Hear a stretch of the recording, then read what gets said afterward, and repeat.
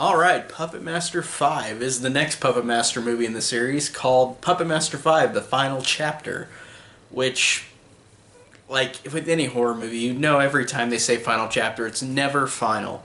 I feel like there's literally not a horror movie that I've seen the title The Final Chapter not have a sequel after it, and the only exception, and this is not fully horror, it's an action horror movie, is Resident Evil The Final Chapter, which I wonder if that will get... that's going to be rebooted, obviously. I know that's going to be, like, that's a franchise that's going to keep going, but I wonder if that'll break the spell, because usually every time something says final chapter in a horror movie is never the final chapter. Freddy's Dead, Friday the 13th Part 4, like, Jason Goes to Hell, The Final Friday, like, all of these are... there's never going to be one that usually ever is the quote-unquote final chapter. And I just think that's funny that they called this that, because it ends in a way where it's like it could keep going. Like the end of the movie of this one does that. So Puppet Master 5 was filmed back to back with Part 4. So literally all the same characters, same actors. I think everybody involved with the last one is back in this one. And that's a cool connection. Like, that's cool that they did that, because they usually... in this franchise, I'd noticed that so far, like, they usually don't do that, and I think that's cool that they kept the same crew in this movie, the same main characters. And it starts out, after the end of 4, it starts out in this one where Rick has been blamed for the murders at the company he works at, and, I mean, that's okay, it's not too bad, but, like, I don't know, it didn't really... like, it's not like a bad thing. It's just like, oh, he just got blamed for the murders for what happened, and he's got to go back, and while the people who are trying to trying to get him come into the Bodega Bay too and encounter those demons that are running around, and the puppets have to come and fight. And this time again, they're good puppets again, like the last one, where they have to fight the evil demons, which I thought was funny, even though they do get a moment of being evil in this movie. Well, not really evil, I guess. Whenever they kill a scientist at the end, I think it's more like Puppet Master 3, where they're not evil, they're just killing off a horrible person, like how they did that in 3. But yeah, I thought that the story is just, again, just okay, like all of these, besides the third one. Like, so far, again, they're just basically...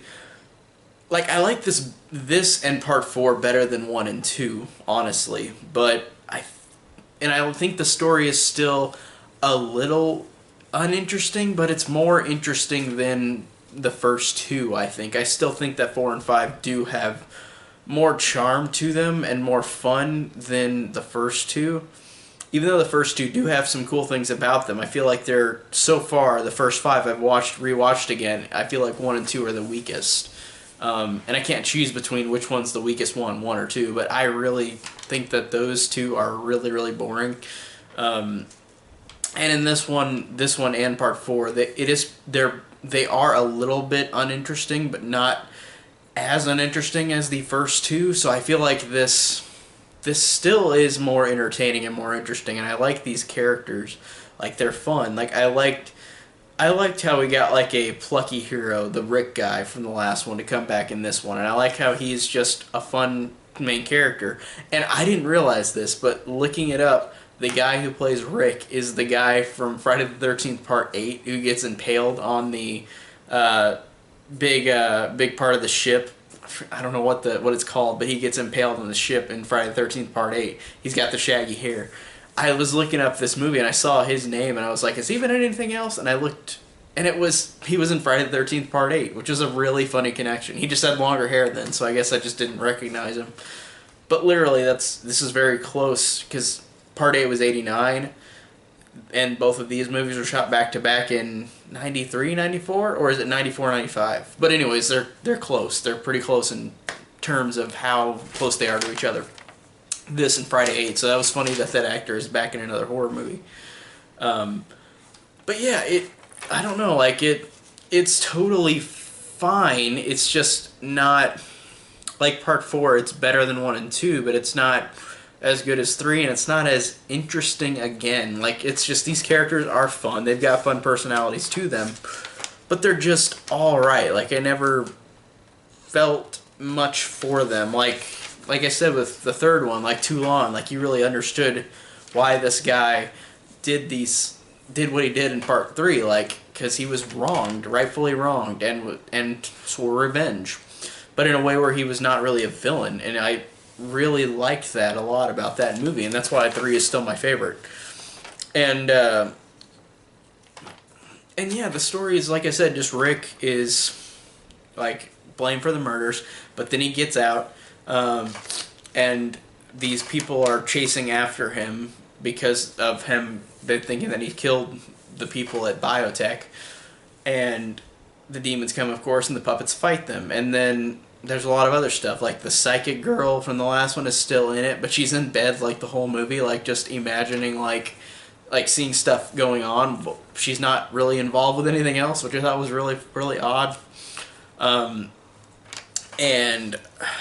like, I don't, like, in the ending, it was totally okay. It kind of reminded me of the first one, where like the scientist beats up Rick in the elevator, and even though he gets out of the elevator, it's not like how Neil dies in the first one. But I thought it was a funny connection that it ends like kind of in an elevator or near an elevator. I thought that was a cool connection in the first one. And of course, the puppets fight the monster. Like, the demon from the last movie is more pissed because they killed the other little demons. So he's like, I'm going to make this new demon, and it's going to be, we're going to have the same thoughts, same mind. We're going to destroy them. We're going to kill them. And I love the fact that the puppets knock them out easy. Like, it was great. And the puppets in this, again, like, are really a reason why I like these movies. Even though I think that they are, quote-unquote, boring, a lot of them are, I still think the puppets are fun. I think they're entertaining. I think they've got great style and great look to them and great abilities to them. And I like how they're good in this one, like the last one. And I thought that it was just cool seeing them again. Like, I never get tired of them.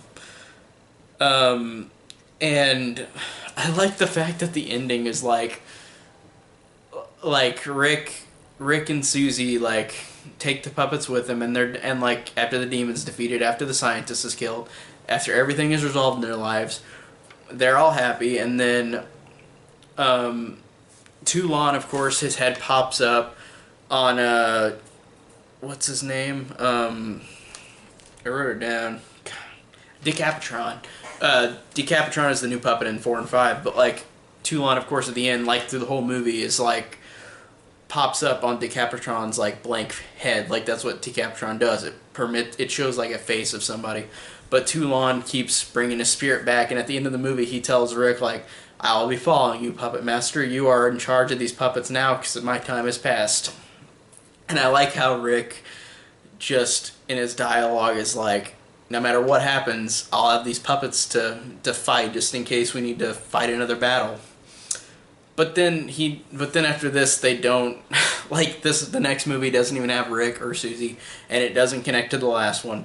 So it's just one of those sequels where, like, the next movie, nothing is even mentioned or matters, like with the Rick character, which sucks because I did like him and Susie. I thought they were cool, fun characters in this franchise, and it sucks that they're not in the next ones.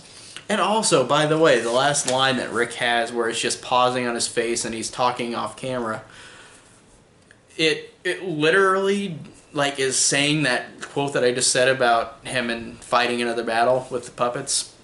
But while it does that, it just literally cuts to the credits while he's still talking.